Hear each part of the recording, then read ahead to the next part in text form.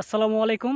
Welcome to my YouTube channel. Noor এগ্রোর পক্ষ থেকে সকলকে জানাই শুভেচ্ছা এবং অভিনন্দন। আশা করি সকলে অনেক ভালো রয়েছেন। আলহামদুলিল্লাহ আমিও অনেক ভালো রয়েছি। তো আজকে বিকেলবেলায় রোজা থেকে কিছুক্ষণ আগে অফিস থেকে আসলাম। এসে এই যে আমার পিছনে দেখতে পাচ্ছেন পেঁয়াজ এবং রসুন ক্ষেত।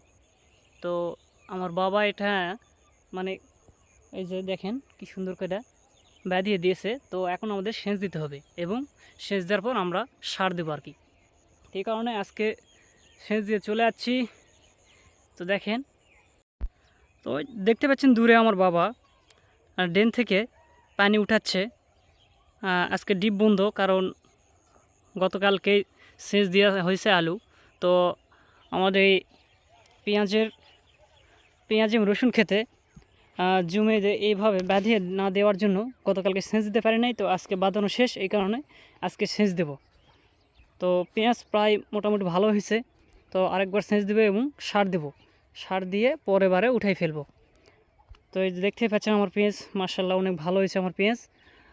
আমার রসুনটা একটু দুর্বল আছে, এই কারণে রসুনেও ভালো করে মাটিগুলো আলগা করে দেওয়া হয়েছে। এখন পানি দিয়ে দিব সার। সার দেওয়ার পর মোটামুটি রসুনও ভালো হয়ে যাবে আশা করা যায়। তো দেখতেই পাচ্ছেন আমার পেঁয়াজ এবং রসুন ক্ষেত। আমি সারও নিয়ে যাচ্ছি, এই যে ড্যাব এবং ইউরিয়া সেচ দেওয়ার পর ড্যাব এবং ইউরিয়া পেঁয়াজ এবং রসুন খেতে ছিটিয়ে দেব। তো এই যে আমার আলুর ক্ষেত, আর অল্প কিছুদিনের মধ্যেও আলু উঠানো শুরু করব। আর পেঁয়াজ একটু দেরি হবে, কারণ পেঁয়াজ লাগাতে দেরি হয়েছে। তো এই যে দেখতে পাচ্ছেন পেঁয়াজ এবং রসুন খেতে যে পানি দেওয়া শুরু হয়ে গেছে। আমার বাবা ওই যে পানি সেচ দিচ্ছে, এই যে আমার বাবা পানি সেচ দিচ্ছে। আর আমি পেঁয়াজ এবং রসুন একটু বাঁধানো বাকি ছিল, সেটা বাঁধিয়ে দিলাম এবং এই যে ড্রেনটা কাটিয়ে দিচ্ছি। কাপে কাপে পানি দেবো আর কি।